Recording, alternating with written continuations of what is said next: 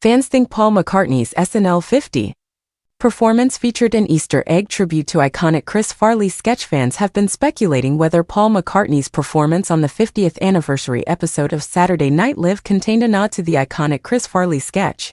The rock legend closed out the 50th anniversary episode of the U.S. sketch show with a medley performance featuring songs from Abbey Road. It marked his fifth time performing as a musical guest on the long-running sketch comedy show and his first time performing there since 2012. During the set, Macca played 3 songs from the Beatles' iconic Abbey Road record, Golden Slumbers, Carry That Weight, and The End. Now, some are convinced that the decision to close out the set with The End could be a nod towards a previous sketch the songwriter on the show. This comes as the Beatle appeared as a musical guest on the episode, broadcast back on February 13, 1993, and also made a memorable appearance on The Chris Farley Show. As highlighted by Consequence, the light-hearted skit saw Farley seem pretty starstruck when sitting with McCartney, eventually asking him about the lyrics to the song The End. In the end, the love you take is equal to the love you make.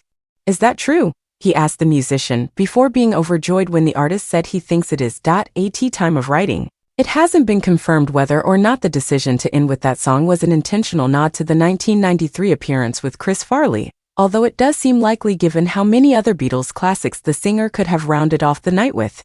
Check out the performance on the 50th anniversary episode below, and find the original moment with Chris Farley above.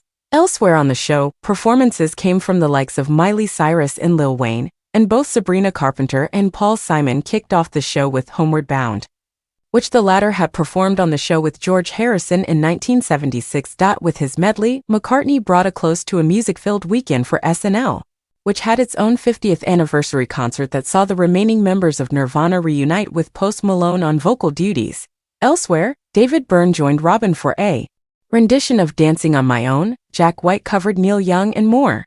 Just before the appearance on the star-studded episode over the weekend, McCartney also played 3 surprise intimate shows at the 575-capacity Bowery Ballroom in Manhattan, just hours after announcing them on social media. These followed the final show of his Got Back 2024 tour, which was held at London's O2 in December and was joined by his former Beatles bandmate Ringo Starr and the Rolling Stones' Ronnie Wood.